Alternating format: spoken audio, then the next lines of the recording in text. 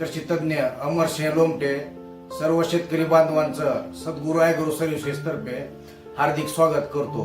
शेतकरी मित्रांनो, मूग पिकाचे विक्रमी उत्पादन घेण्यासाठी आपल्याला सुधारित त्याच पद्धतीनं संकरित वाणाची निवड करायची आहे। मूग पिकाचं विक्रमी उत्पादन घ्यायचं असेल तर आपल्याला पेरणी अगोदर बियाण्याला बीज प्रक्रिया करणं गरजेचं असतं। हल्ली बरेच शेतकरी बांधव खरीप तसेच रब्बी हंगामात एकाच कुळातील एकाच गटातील द्विदल वर्गीय पिकांची वारंवार पेरणी करत असल्यामुळं जमिनीमध्ये बुरशीचा प्रादुर्भाव वाढत चालला आहे। तर पेरणीपूर्वी आपल्याला बियाण्याचे जमिनीतील हानिकारक बुरशी तसेच कीटकांपासून संरक्षण करण्यासाठी सुरुवातीला बुरशीनाशकाची त्याच पद्धतीनं कीटकनाशकाची बीज प्रक्रिया करायची आहे। त्यानंतर बियाणे थोडे सावलीत सुकवायचे आहे।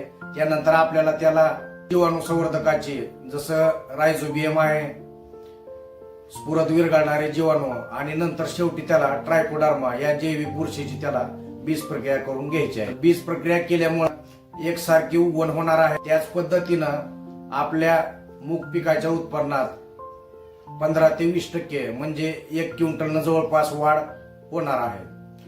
तर पेरणी अगोदर बीज प्रक्रिया करणं गरजेचं आहे।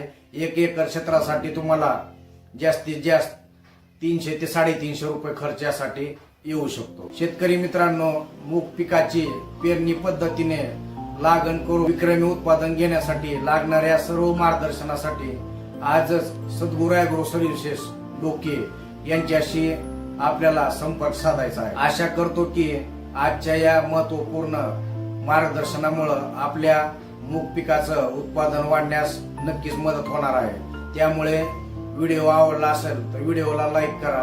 त्याच पद्धतीनं नवनवीन पिकांच्या सुधारित लागवडीविषयीचे व्हिडिओ पाहण्यासाठी चॅनलला सबस्क्राईब करा। धन्यवाद।